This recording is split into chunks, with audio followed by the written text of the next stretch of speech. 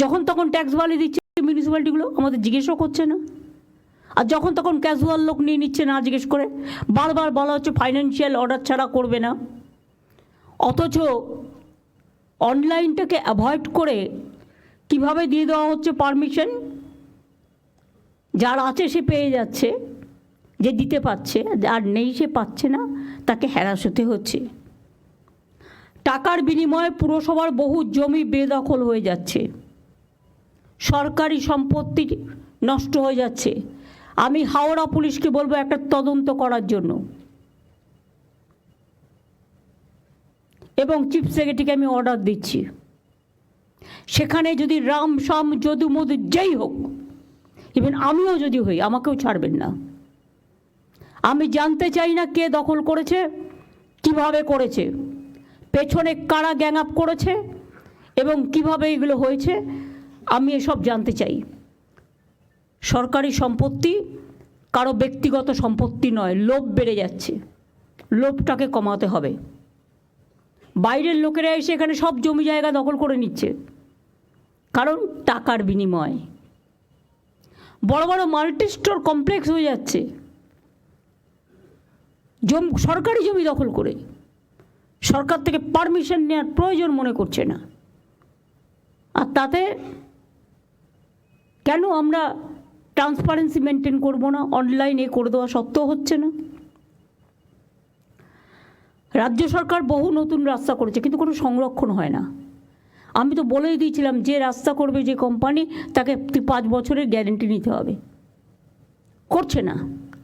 Solid ম্যানেজমেন্টে advance দিয়ে দিচ্ছেন আপনারা, টাকাটা নিয়ে পালিয়ে যাচ্ছে সোলার পাওয়ারের, এবং টাকাটা নিয়ে পালিয়ে যাচ্ছে, অথচ অ্যাডভান্সটাও নিয়ে পালিয়ে যাচ্ছে। কেন দিচ্ছেন?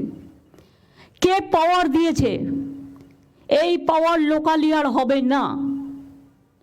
ল্যান্ড ডেভেলপমেন্ট, সোলার পাওয়ার, এগুলো স্টেট, এবং রিসাইক্লিং অফ দ্য জঞ্জাল যেগুলো, এগুলো থেকে তো আমাদের ইনকাম হতে পারে। কেন করছি না? এটা সেন্ট্রালি করতে হবে। এসডিওকে দিলেও যা, ডিএমকে দিলেও তাই, নমিনেটেড মেম্বারকে দিলেও তাই, ইলেক্টেড বডিও তাই। তো কাকে দিয়ে করবো এগুলো? তো মহা মুশকিল হয়ে গেছে। এইগুলো দেখবার জন্য দরকার হলে আমাকে যারা এই কাজগুলো জানে, কর্পোরেশন এই দায়িত্ব পালন করছেন না, শুধু কর্পোরেশন বললে হবে না, মিউনিসিপ্যালিটিগুলো দায়িত্ব পালন করছেন না, ট্যাক্স বাড়ানো ছাড়া, আর বিল্ডিং তৈরি করা ছাড়া, আর লোক বসানো ছাড়া। আমি তো বলেছি, যে হকাররা আছে তারা আমাদের ভাই বোন, এর থেকে বেশি যেন আর না বাড়ে। হাতিবাগানটা কখনো তাকিয়ে দেখেছেন কী অবস্থা? গড়িয়াহাটে আপনারা স্টল দিয়েছেন, ভালো কথা, কিন্তু স্টলের পেছনটা আবার কিন্তু তিপ্পল লাগিয়েছে কালো লাল। সেই জন্য এমন কিছু সিস্টেম করতে হবে যাতে ওটা দেখতে ভালো লাগে।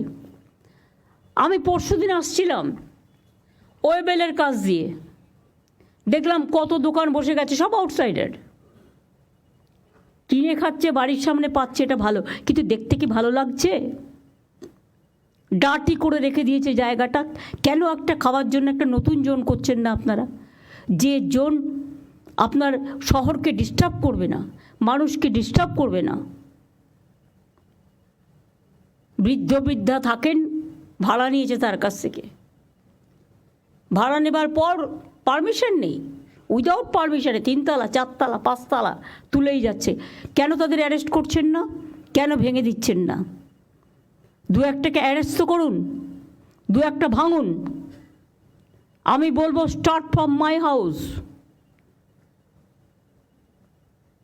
কেন আমি ইলিগাল জিনিসকে আমি অ্যালাউ করবো? যেই হোক, কোনো এমএলএ, এমপি, মিনিস্টার থেকে শুরু করে পুলিশ অফিসার, জেলা এসডিও, ডিএম থেকে শুরু করে আইসি থেকে শুরু করে, কারো কারো অভ্যাস হয়ে গেছে আইসি হলে যতটা পারি ইনকাম করে নি, এসডিও হলে একটা সঞ্চয় করে নি, ডিএম যে কদিন থাকবো সঞ্চয় করে নি দেশে পাঠিয়ে দিই। এগুলো অনেক হয়েছে, আর করবেন না প্লিজ। এবার কিন্তু বড্ড চোখে লাগছে। সল্টলেক আমার লজ্জা লাগছে। রাজারহাটেও শুরু হয়েছে এনক্রোচমেন্ট, সল্টলেকেও ইচ্ছা মতো সুজিত বোস লোক বসাচ্ছে কম্পিটিশন করে। কেন কেন বাইরের লোক বসবে? এআরডি অফিসের অপোজিটে, যদি আপনাদের আমি ছবি দেখাই ভাববেন না যে আমি উইদাউট কাগজপত্রে আপনাদের কাছে চলে এসেছি। ছবি দেখালে নিজেরাই লজ্জা পাবেন। এর জন্য কত দিতে হয়েছে? এই একদম পুরো এআরডি অফিসের সামনে সব এনক্রোচমেন্ট হয়ে গেছে। একটা করে তিপ্পল লাগাচ্ছে, একটা করে বসে হচ্ছে, একটা করে তিপ্পল লাগাচ্ছে, একটা করে বসে হচ্ছে। কেন? ওয়াই?